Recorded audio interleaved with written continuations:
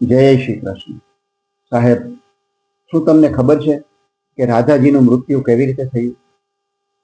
સાહેબ, રાધાજીનો જ્યારે અંતિમ સમય આવ્યો ત્યારે તેઓ દ્વારિકામાં ભગવાન શ્રી કૃષ્ણને મળવા જાય છે અને શ્રી કૃષ્ણ તેને પૂછે છે કે રાધે, તારી અંતિમ ઈચ્છા શું છે? ત્યારે રાધાજી કહે છે કે કાના, મારે તારી વાંસળીના સૂર સાંભળવા છે. અને ભગવાન શ્રી કૃષ્ણ પોતાની વાંસળીના સૂર રેલાવે છે અને રાધાજી એ સૂરમાં મગ્ન થઈ જાય છે અને કૃષ્ણ ત્યાં સુધી વાંસળી વગાડે છે કે જ્યાં સુધી રાધાજી પોતાનો દેહ ત્યાગ નથી કરતા. સાહેબ, રાધાજીનો આ દેહ ત્યાગ તેનું આત્માનું પરમાત્મા સાથે મિલન માનવામાં આવે છે.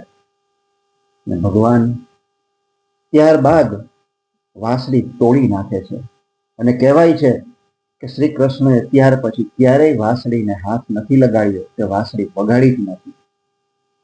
સાહેબ, જો તમને આ માહિતી સારી લાગી હોય તો લાઈક કરજો, શેર કરજો અને કોમેન્ટમાં રાધે રાધે લખજો. કારણ કે ભગવાન શ્રી કૃષ્ણને પોતાના નામ કરતા રાધાજીનું નામ ખૂબ જ પ્રિય હતું. તો તમે રાધે રાધે લખશો ને, તમે કૃષ્ણ ભગવાનના પ્રિય પાત્ર બની જશો. સાચું ને? જય શ્રી કૃષ્ણ.